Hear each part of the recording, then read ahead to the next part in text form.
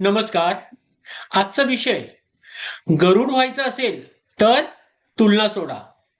कदाचित तुमची सर्वात मोठी अडचण अपयश नाही.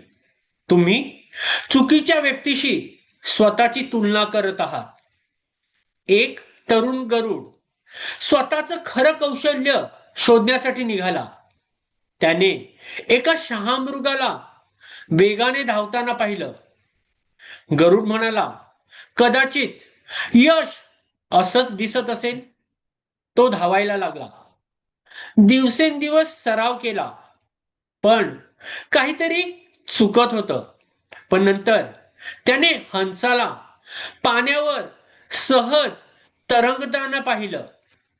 तो त्याच्यासारखा पोहायला लागला, पण पंख जड झाले, आत्मविश्वास कमी झाला.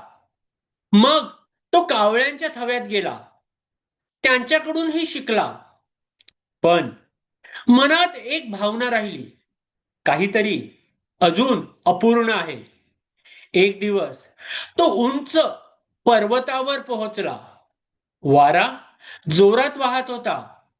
त्याने सहज पंख पसरले आणि वाऱ्याने त्याला आकाशात उचललं.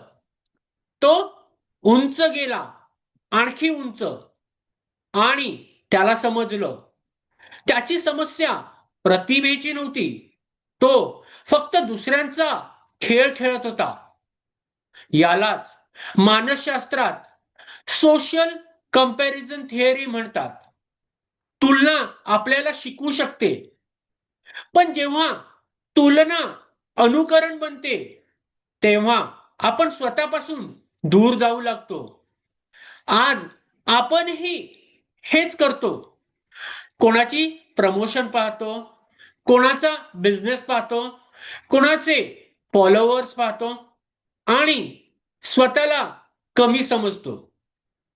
पण लक्षात ठेवा, तुमचं यश दुसऱ्यांसारखं दिसण्याची गरज नाही. गरुडाने शहामृगाला हरवलं म्हणून तो महान झाला नाही. तो महान झाला जेव्हा त्याने स्वतःचे पंख ओळखले. म्हणून आज स्वतःला विचारू नका की मी त्याच्यासारखा कसा दिसू.